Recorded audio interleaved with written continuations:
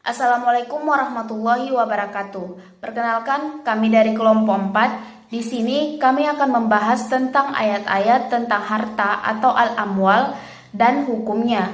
Sebelum kita masuk ke pembahasan, saya akan memperkenalkan anggota-anggota dari kelompok kami, yaitu yang pertama, Aulia Ananda Putri sebagai pemateri pertama, yang kedua, saya sendiri Nuradillah Agnusia sebagai pemateri kedua, yang ketiga, Rahmayani Ahmad sebagai pemateri ketiga, yang keempat, Enrico BS sebagai pemateri keempat. Baik, langsung saja saya persilahkan kepada teman-teman saya, rekan-rekan saya untuk membacakan materinya masing-masing. Kepada saudari dipersilahkan. Assalamualaikum warahmatullahi wabarakatuh. Saya Auliananda Putri. Saya akan membacakan materi pertama mengenai pengertian harta. Secara terminologi, harta yaitu segala sesuatu yang menyenangkan manusia dan mereka pelihara, baik dalam bentuk materi maupun dalam bentuk manfaat. Ada beberapa pendapat tentang definisi harta, antara lain, pertama, ulama Hanafiyah tradisional dan ulama Hanafiyah kontemporer, yang mengatakan bahwa harta itu segala sesuatu yang digandrungi manusia dan dapat dihadirkan ketika dibutuhkan, atau segala sesuatu yang dapat dimiliki, disimpan, dan dimanfaatkan. Kedua, mayoritas ulama yang mengatakan bahwa harta itu segala sesuatu yang mempunyai nilai dan dikarenakan ganti rugi bagi orang yang merusak atau melenyapkannya. Dan yang ketiga, Hasbi As-Siddi yang mengatakan bahwa harta itu adalah segala sesuatu yang diciptakan Allah selain manusia untuk mencukupi kebutuhan hidup manusia, dapat dipelihara dan dikelola, dapat disimpan baik dalam waktu yang lama maupun yang tidak, mempunyai nilai dan manfaat, baik berupa materi maupun bukan. Dapat dimiliki secara individual maupun kolektif, dan berfungsi sebagai sarana transaksi.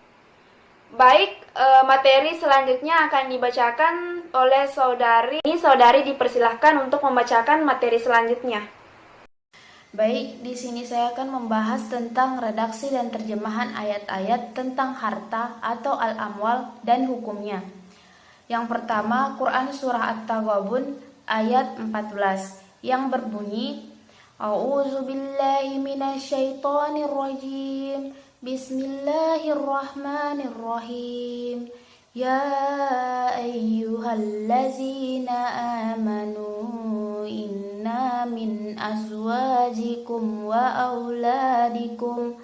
auladikum aduwwan lakum fahzaruhum wa in ta'fu wa tasfahu wa taghfiru fa innallaha ghafurur rahim. Yang artinya, hai orang-orang mukmin, sesungguhnya di antara istri-istrimu dan anak-anakmu ada yang menjadi musuh bagimu. Maka berhati-hatilah kamu terhadap mereka, dan jika kamu memaafkan dan tidak memarahi, serta mengampuni mereka, maka sesungguhnya Allah Maha Pengampun lagi Maha Penyayang. Dalam ayat ini, Allah Subhanahu wa Ta'ala menjelaskan bahwa di antara istri-istri dan anak-anak yang menjadi musuh bagi suami dan orang tuanya yang mencegah mereka berbuat baik dan mendekatkan diri kepada Allah Subhanahu wa Ta'ala. Bahkan ada kalanya menjerumuskan mereka pada perbuatan yang maksiat, perbuatan haram yang dilarang oleh agama. Karena rasa cinta dan sayang kepada istri dan anaknya, agar keduanya hidup mewah dan bahagia, seorang suami atau ayah tidak segan melakukan hal yang haram, hal yang dilarang oleh agama, seperti korupsi dan lainnya. Oleh karena itu, ia harus berhati-hati dan harus sabar menghadapi istri dan anaknya. Ia harus membimbing istri dan anaknya ke jalan yang baik, ke jalan yang benar. Tidak perlu ditekan, sebaiknya harus dimaafkan dan tidak dimarahi, tetapi diampuni karena Allah Subhanahu wa Ta'ala itu Maha Pengampun lagi Maha Penyayang. Kemudian yang kedua, Quran Surah At-Taghabun ayat 15 yang berbunyi, Bismillahirrahmanirrahim. Innama amwalukum wa auladukum fitnah wallahu indahu ajrun azim. Yang artinya, sesungguhnya hartamu dan anak-anakmu hanyalah cobaan bagimu, dan di sisi Allah lah pahala yang besar. Dalam ayat ini menjelaskan bahwa manusia harus menyadari dengan penuh keinsafan bahwa sesungguhnya harta yang dimiliki dan dicintai dan anak-anak yang dibanggakan merupakan cobaan baginya. Apakah mereka dapat mengelolanya dengan baik dan benar, serta mendidik mereka dengan agama yang lurus. Dan di sisi Allah, pahala yang besar bagi orang-orang beriman yang mengelola harta dengan baik dan mendidik anak-anak dengan benar. Selanjutnya, saya persilahkan kepada Saudari Rahmayani Ahmad untuk membacakan materi ketiga. Kepada Saudari dipersilahkan. Selanjutnya yaitu Quran Surah Al-Kahfi ayat 46 yang berbunyi, Al-malu wal banuna zinatul hayatid dunya wal baqiyatus sholihatu khairun inda rabbika sawaban wa khairun amala.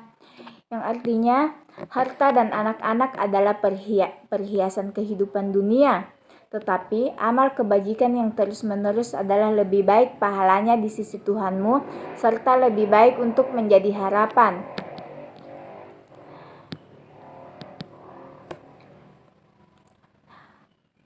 Ayat selanjutnya yaitu Quran Surah An-Nisa ayat 5 yang berbunyi, Walatu tusufaha amwalakumul lati ja'allahu lakum qiyamau warzuquhum fiha waksuhum wa qulu lahum qawlam ma'rufa.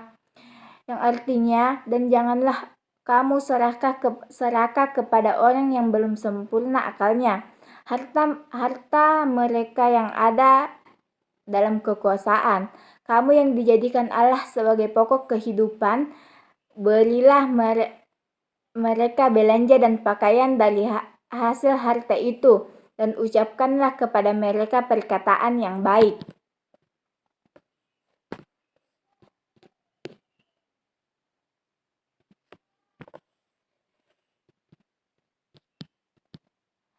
Sebab al-nuzul munasabah. Pertama, Quran Surah At-Tahabbun ayat 14. Menurut hadis riwayat Al-Tirmizi bersumber dari Ibnu Abbas bahwa ada seseorang yang menanyakan tentang ayat ini. Maka beliau menjelaskan mereka para tokoh dari penduduk Mekah telah memeluk Islam, dan mereka hendak menemui Nabi Sallallahu Alaihi Wasallam, tetapi para istri dan anak-anak mereka menolak ajakan mereka untuk melaksanakan hijrah.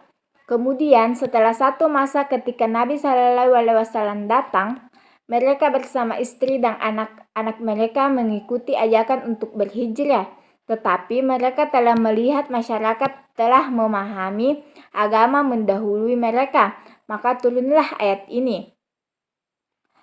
Yang kedua, Quran Surah At-Takhabun ayat 15. Menurut hadis riwayat Atta bin Yasar dan Ibnu Abbas R.A., ayat tersebut turun di Madinah mengenai kasus Auf bin Malik al-Ashja'i yang memiliki keluarga dan anak pada saat ada perintah. Sekian dari saya kembalikan ke moderator. Quran Surah Al-Imran ayat 14 yang berbunyi, A'udzubillahi minasyaitonirrajim.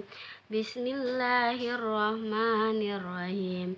Suyina linnasi hubbus sahawati minan nisa'i wal banina wal qanatiril muqantarati mushtarati minas sahabi wal fiddati wal haylil